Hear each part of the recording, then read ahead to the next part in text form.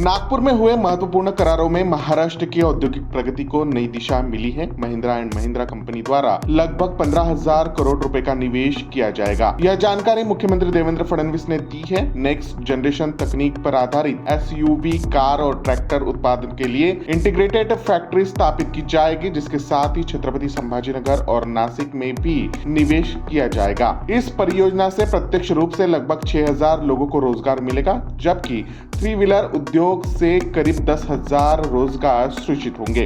अन्य कंपनियों के निवेश से भी 5 से 6,000 नए रोजगार के अवसर उपलब्ध होंगे। मुख्यमंत्री ने कहा कि उद्योग विभाग ने इस करारों को सफल बनाने में अहम भूमिका निभाई है। मला असं वाटतं की आज अतिशय महत्त्वाचे काही एमओयूज आम्ही केले आहेत। विशेषतः यातला महिंद्रा अँड महिंद्राचा जो एमओयू आहे हा अतिशय महत्त्वाचा एमओयू आहे। पहिल्यांदाच ऑटोमोबाईल क्षेत्रातली इन्व्हेस्टमेंट ही विदर्भात नागपूरमध्ये आलेली आहे। महिंद्रा अँड महिंद्रा ही अतिशय आधुनिक नेक्स्ट जेन अशा प्रकारचं जे त्यांची कार आहे, एसयूव्ही आहे, तिची फॅक्टरी इथे टाकते। ही इंटिग्रेटेड फॅक्टरी असेल, ज्यातनं EV cars, next gen cars आणि त्यासोबत ट्रॅक्टर्स अशा दोन्ही गोष्टी असतील। ही इंटिग्रेटेड पद्धतीची महिंद्राची सगळ्यात मोठी फॅक्टरी असेल आणि यासोबतच छत्रपती संभाजीनगर आणि नाशिकमध्ये देखील ते इन्व्हेस्टमेंट करतायत। त्याचं अनाउन्समेंट त्यांनी केलं आहे। जवळपास 15,000 कोटीची इन्व्हेस्टमेंट आहे आणि 1,600 एकर जागा आम्ही त्यांना देतो। यामुळे मोठ्या प्रमाणात एम्प्लॉयमेंट तयार होणार आहे। तसंच या ठिकाणी स्मेल्टिंगच्या क्षेत्रामध्ये चांगली इन्व्हेस्टमेंट झाली आहे। ईव्ही ऑटोच्या क्षेत्रात इन्व्हेस्टमेंट झाली आहे।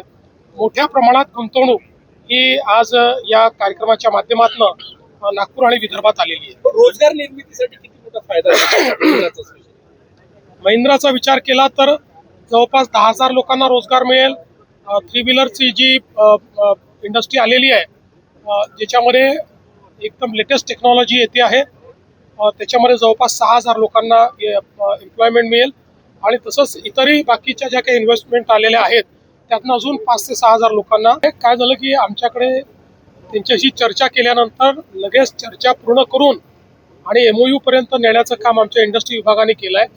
एक नवीन रेकॉर्ड आम्ही केला। मला असं वाटतं की या संदर्भात जो काही वादविवाद होतोय हा अतिशय निरर्थक अशा प्रकारचा आहे, अतिशय चुकीच्या अशा प्रकारचा आहे। प्रत्येक व्यक्ती केवळ स्वतःचं राजकारण याच्यात कसं पाहता येईल हा प्रयत्न करतोय, हे अतिशय चुकीचं आहे। बघा, शेवटी राज्याचे उपमुख्यमंत्री, राज्यातले एक अतिशय प्रसिद्ध व्यक्तिमत्व असलेले एक मोठे नेते अजितदादा पवारांच्या रूपाने दुर्दैवाने आपल्यातनं निघून गेले। पण त्यानंतर प्रत्येक व्यक्ती त्याच्या माध्यमातून जो काही राजकारण करण्याचा प्रयत्न करतोय, हे अतिशय चुकीचं आहे। अशा प्रकारचं खालचं राजकारण बंद झालं पाहिजे।